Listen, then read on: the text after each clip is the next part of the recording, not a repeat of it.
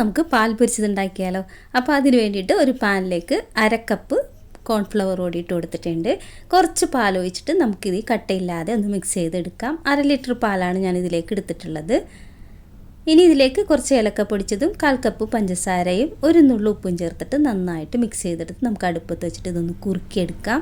ഇത് നല്ലപോലെ കുറുകി നമ്മൾ പുഡിങ്ങൊക്കെ ഉണ്ടാക്കുന്നതിനേക്കാളും കുറച്ചുകൂടി കട്ടിയിൽ വേണോട്ട് ഉണ്ടാവാനായിട്ട്. ഇത് ഉണ്ടാക്കി കഴിഞ്ഞതിന് ശേഷം നമുക്ക് സ്റ്റൗ ഓഫ് ചെയ്യാം. ഇനി നമുക്ക് ഇഷ്ടമുള്ള ഒരു പാത്രത്തിലേക്ക് ഇത് ഒഴിച്ച് കൊടുക്കാം. ഇത് എല്ലാ ഭാഗത്തേക്കും ഒന്ന് നിരത്തി കൊടുക്കാം. ഞാനപ്പോൾ ഒരു കേക്കൊക്കെ ഉണ്ടാക്കുന്ന ആ പാത്രത്തിലേക്കാണ് ഒഴിച്ച് കൊടുത്തത്. ഇനി നമുക്കിത് 1 മണിക്കൂറോളം ഒന്ന് ഫ്രിഡ്ജിൽ വെച്ച് തണുപ്പിച്ചെടുക്കാം. അപ്പോൾ തണുപ്പിച്ചെടുത്തിട്ടുണ്ട്.